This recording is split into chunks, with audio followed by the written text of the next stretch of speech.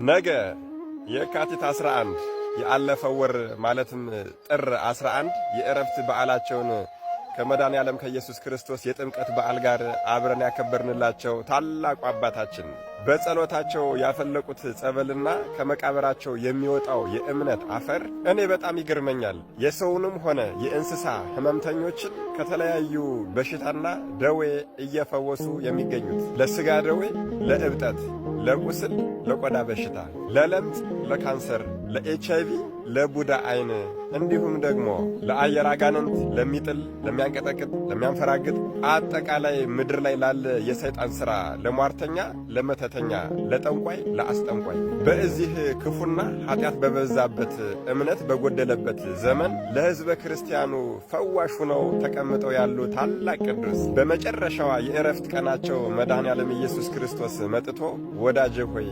አንተ ከልጅነት ጀምሮ ስለ እኔ ፍቅር ደክመሃልና በእጅህ የተባረከውን በቃልህ የተጽናናውን ስምህን የጠራውን መታሰቢያህን ያደረገውን ትንሹንም ትልቁንም የተራበውን ሰብስቦ በዓልህን ያከበረውን በደለኛና ኃጢአተኛ ሆኖ ሳለ በቃል ኪዳንህና በጸሎትህ የተማጸነውን የተማመነውን የገድልህን መጽሐፍ የጻፈውን ያጻፈውን የተረጎመውን ያስተረጎመውን የሰማውን ያሰማውን እንዲሁም ደግሞ አንተን ወድዶ ከሩቅም ሆነ ከቅርብ መጥቶ ገዳምህን የተሳለመውን ያልተጠመቀ ሃይማኖት የሌለው አረማዊ እንኳን ቢሆን ታሪክህን ገድልህን ሰምቶ ገዳምህን ሊጎበኝ ቢመጣ እነዚህን ሁሉ በየወገናቸው ከሥጋና ከነፍስ አገዛዝ ነፃ የሆኑ ዘንድ እኔ እስከ 7 ትውልድ ምሬልሃለሁ። ይሄ ብቻ አይደለም፣ አንተ ወዳጄ እንደ ፍላጎቴ እንደ ልቤ እንደሆንክልኝ የፈለከውን ሁሉ ጠይቀኝ አደርግልሃለሁ የተባሉ ታላቅ አባት ጸሎታቸው ይጠብቀው የነበረ እረኛ ወይም ጠባቂ ያልነበረው የፈለጉትንና የፈቀዱትን ነገር ሐሳባቸውን ብቻ አይቶ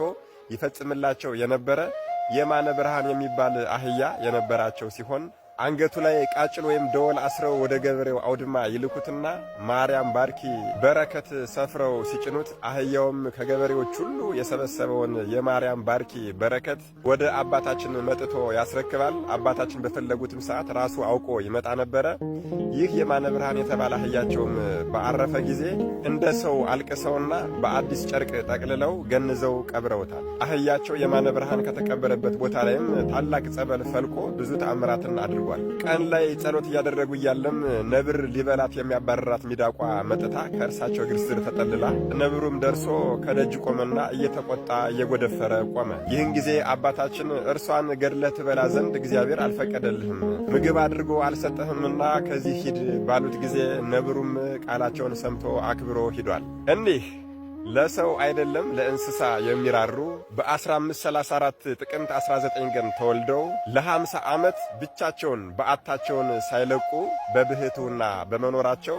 ዳግማዊ እንጦንስ የሚል ቅጽል ስም የተሰጣቸው ከገቡበት ፈጽመው ሳይወጡ ለ14 ዓመት በተዓቅቦ የተቀመጡ ንጉሡ አፄ ሱስንዮስ የረከሰች የሮማን ሃይማኖት በኢትዮጵያ ላይ አውጆ ብዙዎችን አባቶች ሰማዕትነትን እንዲቀበሉ ባደረገ ጊዜ እግዚአብሔር እርሳቸው ሰማዕትነትን እንዲቀበሉ አልፈለገምና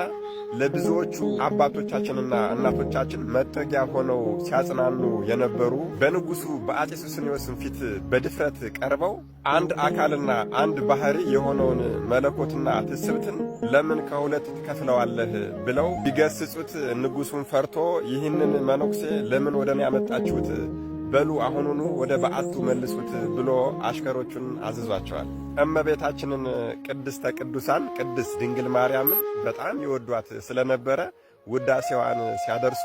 ከመሬት 3 ክንድ ከፍ ይሉ የነበሩ በ1574 ዓመተ ምህረት አሁን በስማቸው ተሰይሞ ወደሚገኘው ወደ ገዳመ ወንያት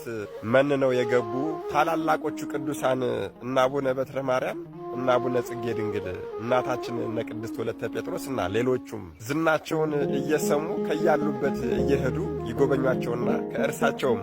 በረከትን ይቀበሉና 1 ሱባኤ 2 ሱባኤ እያሉ ከእርሳቸው ጋር ቆይተው ይመጡባቸው የነበሩ ጥር 11 ቀን በ1624 ዓመተ ምህረት ከዚህ ዓለም ሕይወትም ሲለዩ ከመቃብራቸው ላይ ለ40 ቀን ያህል የብርሃን ጎርፍ የጎረፈላቸው የካንሰሩ፣ የኤችአይቪው፣ የሥጋ ደዌው፣ የቁስሉ፣ የለምጹ፣ የእብጠቱ፣ የሌሎችም በሽታዎች በሙሉ ፈዋሽና ትዳር ለሌለው ትዳርን፣ ልጅ ለሌለው ልጅን፣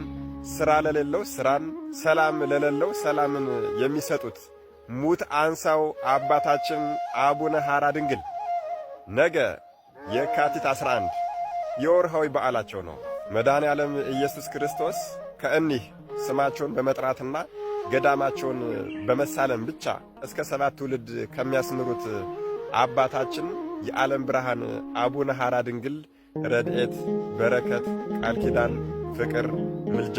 አይለየን። አሜን። ይቆየን።